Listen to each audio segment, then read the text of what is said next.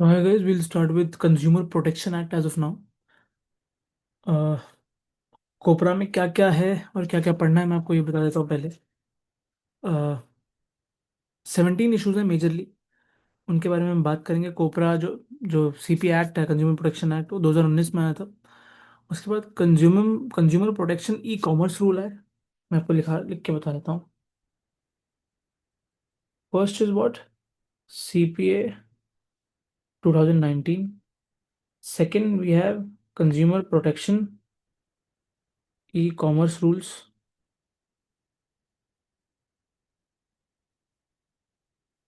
2020। Third we have what? Consumer protection district selling rules.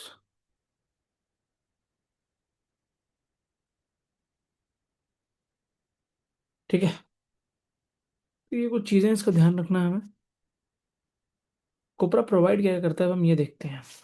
It defines consumer and provides comprehensive rights which is given to a consumer. It safeguards the rights which are provided. It establishes strict liability standard. It strengthens the consumer vis-a-vis the seller, trader, and manufacturer. ठीक है. It provides speedy redressal of grievances. Mediation as a quick resolution is also provided here. Then who is a consumer? सबसे पहले हम ये देखते हैं. Section 27 defines consumer as a person who first buys goods for consideration, second is a user or beneficiary of the goods. It does not include any reseller or user of for commercial purpose. Dinesh Bhagat versus Bajaj auto का एक case है. User with permission of buyer is treated as consumer without right to sue. Pushpa Meena versus Shah enterprises का एक case है.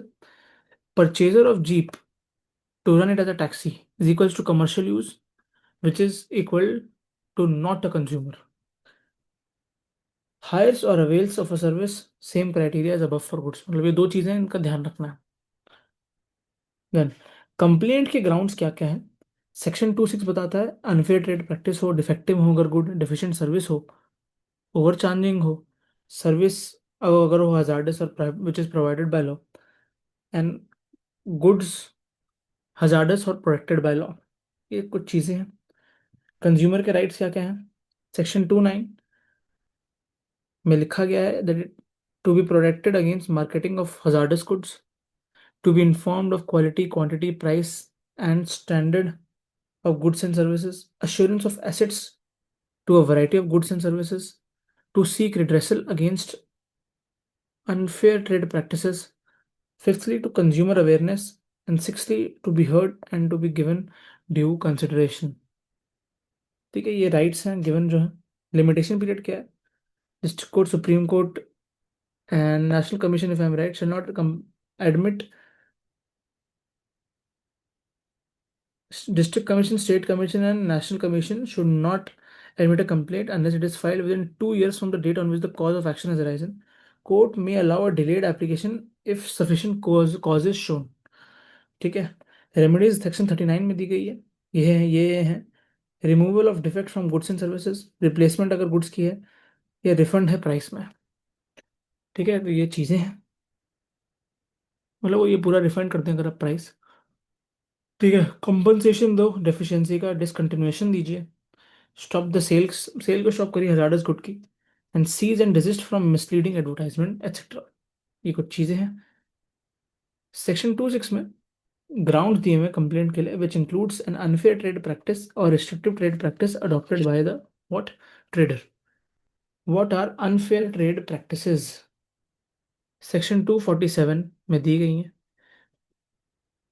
Trade practice adopting deceptive methods such as first, false or misleading representation, advertisement for bargain sale without intention to sell at such price, offering of gifts whose price is already included in sale consideration, sale of goods not meeting certification norms or quality standards, hoarding of goods अगर हो रहा है, manufacturing अगर हो रही है spurious goods. Spurious goods क्या होती हैं, कमेंट्स में लिखिए. स्पूरियस गुड्स क्या होते हैं. स्पूरियस. ठीक है. Refusal to issue a bill for sale, refusal to allow return of deficient goods or refund the customer, unlawfully disclosing personal information of the consumer, ये कुछ चीजें हैं। रिस्ट्रिक्टिव ट्रेड प्रैक्टिस 241 में, सेक्शन 2 सब क्लॉज 41 में लिखी गई है, trade practice intended to manipulate the price और डिलीवरी और supply in the market, delaying supply leading to increase the price of goods, forcing the consumer to buy one good service to avail of another. Under section 39, DCDRC, District Commission, is empowered to order the discontinuation of UTPs and RTPs. Further, under section 94, central government is empowered to take adequate measures to prevent unfair trade practices in e-commerce and in direct selling. इसी important था इसलिए यहाँ लिख दिया था। अब misleading advertisement क्या होती है, अब हम ये देखते हैं। Refers to an advertisement which falsely describes the goods or service, gives false guarantee to, or is likely to mislead consumers as to nature, substance, quantity, or quality of such product or service, conveys an express or implied representation which would constitute unfair trade practice. It deliberately conceals essential information. Regulation of misleading advertisement, ठीक है। CCP है, central consumer protection authority है। It will regulate matters relating to misleading advertisements. It will ensure that no misleading advertisement is published. It can investigate the matters relating to misleading advertisements. It can issue order or directions to discontinue misleading advertisements and impose a penalty up to 10 lakhs on the first violation and INR 50 lakhs for the subsequent violations. Okay. The district collector, by whatever name called, may, on the complaint or on a reference made by him by the Central Consumer Protection Authority or the commissioner of a regional office, inquire or investigate complaints regarding misleading advertisements. ध्यान रखिए। The district commission, state commission, and national commission have the power to order violator to issue corrective advertisements and to neutralize the effect of misleading advertisement at its own cost. Own cost में बताना होता है। Who can be issued for defect and deficiency, ठीक है। अब हम ये पढ़ेंगे। इसके बाद है कोबरा के अंदर कौन सी बॉडीज आती हैं, CCPA का क्या प्रोस्पेक्ट है, कंज्यूमर फोरम्स क्या क्या होते हैं, ये भी हम पढ़ने वाले हैं। तो ये सब चीजें हम कंटिन्यू करते हैं। who can be sued for defect and deficiency? If, just a second, if defect is a manufacturing defect, the consumer may sue the manufacturer along with the seller. Then it is option with the consumer. The manufacturer is a possible party, not a necessary party. ठीक है, depend करता है, यहाँ पे depend करता है। Next, the COPRA goes beyond principle of privity of contract. Contract में जब पढ़ाऊंगा तब आपको समझ आएगा ये। In establishing the liability of the manufacturer to the consumers for goods which have a manufacturing defect. This follows the principle of tortious liability of manufacturers well laid down in Heaven versus Pender case और Donog versus Stevenson case and Australian Knitting Mills cases। ये दो case, ये डोनाग versus Stevenson तो मैंने आपको पढ़ाई दी है, तो इसका एग्जांपल हम यहाँ लिख सकते हैं। Then further it also establishes no fault liability of the seller towards the consumer even though there might be no negligence on his part, right? What are the bodies under the Consumer Protection Act? We have to study that as well. uh, Under the Consumer Protection Act, there are consumer protection councils which are established. Sorry for the noise. The consumer protection councils are central, state, and district councils. Under the central council, minister in charge of Department of Consumer Affairs acts as the chairperson. Minister in charge for Department of Consumer Affairs acts as the chairperson, and under district council, the district collector acts as the chairperson. ठीक है। अब देखिए, अगर आप UPSC की तैयारी कर रही है, कितना इंपॉर्टेंट बात हो गया। एक आईएएस के पास कंज्यूमर रिड्रेसल कंज्यूमर रिड्रेसल की भी पावर है, ठीक है, बात का ध्यान रखना। Next, such member of other than of other official and non-official members representing such interest as may be prescribed. State में such number of other official and non-official members representing such interest may be as may be prescribed. Such other number of official and non-official members not exceeding as 10 as may be nominated by the central government. इसमें state council में central government करेगी. अब देखिए यहाँ पे federal question भी आ सकता है कि फेडरल नेचर है नहीं अपना. ये फेडरलिज्म के कॉन्सेप्ट में भी आप इसका आंसर डाल सकते हैं. यहाँ पे इंपॉर्टेंट होते हैं, इसको बोलते हैं interdisciplinary approach. Such number of other official and non official members representing such interest as may be prescribe करेंगे. क्या होगा अपने को नहीं पता है. यहाँ पे 2 मीटिंग होगी, यहाँ पे भी 2 होंगी, और यहाँ पे 1 होंगी. ठीक है, सीसीपीए की हम बात करते हैं. The consumer central consumer protection authority, sections 10 to 27. ठीक है. कंपोजिशन क्या क्या है? चीफ कमिश्नर होगा एक, and other commissioners as prescribed by the central government. Office क्या है? दिल्ली प्लस रीजनल ऑफिसेज होंगे. पावर्स दिए हुए सेक्शन 18 में. कंज्यूमर राइट प्रमोट करनी है, रिस्ट्रिक्टिव ट्रेड प्रैक्टिसेस को कम करना है, फॉल्स और मिसलीडिंग एडवर्टाइजमेंट्स कम करनी है, इन्वेस्टिगेट और इंक्वायर इधर सुओ मोटो और ऑन कंप्लेंट करना है. It can refer to the matter by the DG और by the district collector. Power to recall goods when consumer rights are violated. It can impose penalty up to 10 lakhs. Power of search and seizure भी है यहाँ पे, to make regulations भी है यहाँ पे. Appeals against the CCPA goes behind to the NCDRC, national consumer का जो रिड्रेसल कमीशन है, डिस्ट्रिक्ट जो रिड्रेसल कमीशन है फॉर कंज्यूमर्स नेशनली, वहां पे जाएगी फ्रॉम सीसीपीए, एनसीडीआरसी में जाएगी.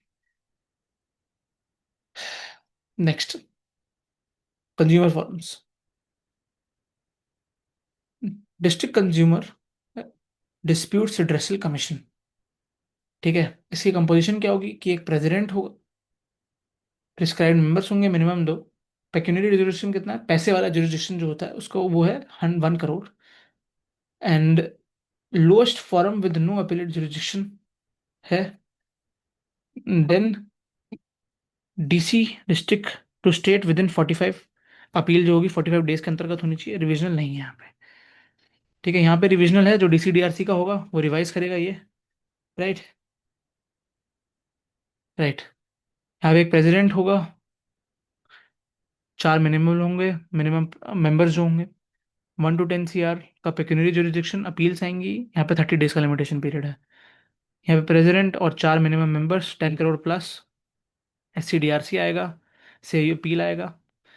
यहाँ से जो अपील जाएगी वो जाएगी सुप्रीम कोर्ट में, और अपील जो है एससीडीआरसी के ऑर्डर्स के थ्रू होगी. ठीक है. National consumer dispute redressal commission की हमने अभी बात करी. और ये जो फॉरम्स है ये कोर्ट को रिप्लेस नहीं करते हैं. They have not taken any jurisdiction of civil courts but have provided an alternative remedy. ठीक है. जुरिडिक्शन क्या है कंज्यूमर कोर्ट्स का, ये देखते हैं. it differs in terms of monetary jurisdiction, geographical scope, and appellate powers. Pecuniary is calculated on the basis of value of claim filed by the party. Value of goods and services and question of the value of relief granted is not relevant for this purpose. Remember that. Territorial jurisdiction कब apply होता है? Defendant or any of the defendant resides, carries business, including a branch office or in that area, or the cause of action wholly or in part arises in that area. ठीक है. Procedure to be followed in the commissions कौन से होंगे? Complaint is made to the district commission under section 35. The district commission asks the parties to pursue resolution through mediation at first instance under section 37. ठीक है. 2 outcome है. If the mediation is successful, order is passed within 7 days based on the mediator's report. If the mediation fails, the hearing goes on and order is passed within 3 months. Remember that. The district commission can order any remedy as provided under section 39 of the act. ठीक है. ये सब procedure है, इन सबको follow करना है. ये I don't know कि पेपर में आएंगे या नहीं आएंगे, बट आपको एक आइडिया आना चाहिए क्योंकि आपके यूनिवर्सिटी के पेपर में जरूर आ सकता है. 35 to 39 are equally applicable to SCDRC and NCDRC with minor modifications. Same है. रिव्यू की पावर है. अपने जो ऑर्डर उन्होंने पास करे हैं उसको रिव्यू कर सकते हैं. If there is an error apparent on the face of the record, if the application is filed with in 30 days, 30 days है रिव्यू का limitation period. Power to punish for non-compliance. Non-compliance with the order of any commission shall be punishable with imprisonment not less than 1 month but up to 3 years plus fine up to 1 lakh. ठीक है, अब हम आते हैं mediation के prospect पर. Section 74 to 81. Section 74, state government is empowered to establish mediation cells in DCDRC and SCDRC, और NCDRC के बेंचेस पे सेंट्रल गवर्नमेंट कर सकती है. सेक्शन 79 में मीडिएशन प्रोसेस है. Mediation shall be guided by the principles of natural justice, facts and circumstances of the case and customs of the trade. Section 80 में settlement दी गई है. The mediator shall record settlement and forward to the relevant commission. वो करना है ये काम जो है, सेटलमेंट होती है ना मीडिएशन के बाद, उसकी बात कर रहे हैं यहाँ पे. जो डिस्ट्रिक्ट, स्टेट और national commission shell pass order based on the report of the mediator with in 7 days. 7 days का लिमिटेशन पीरियड है. ये लिमिटेशन पीरियड है. ठीक है. प्रोडक्ट की लाइबिलिटी क्या है ये देखते हैं. सेक्शन 82 to 27 में दी गई है. सेक्शन 2 सब क्लॉज 34 में प्रोडक्ट की लाइबिलिटी दी गई है. Responsibility of the manufacturer seller to compensate the consumer for any harm caused by the use of such defective product in और the deficiency in service. 235, product liability action is an action pursued by the consumer for claiming compensation in respect to the harm which is caused to the consumer.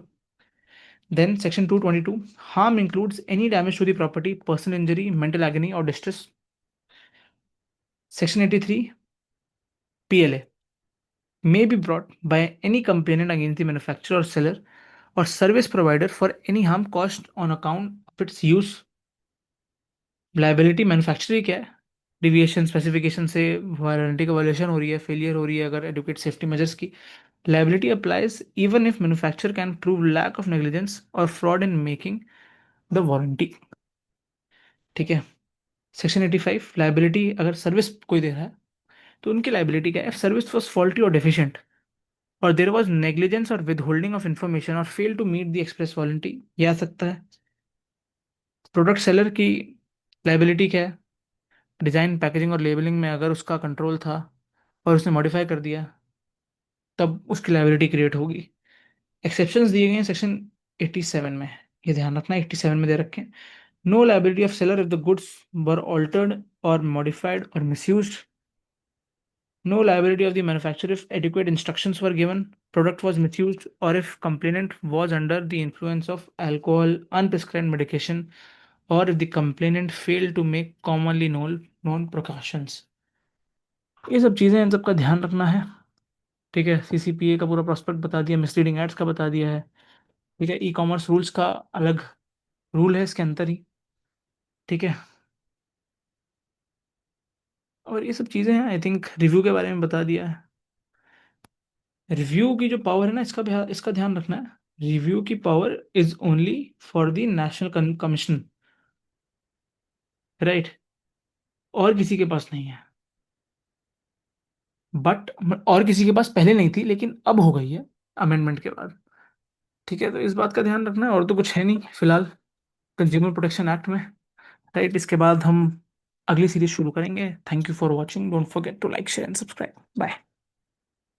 कहाँ से बंद होगा?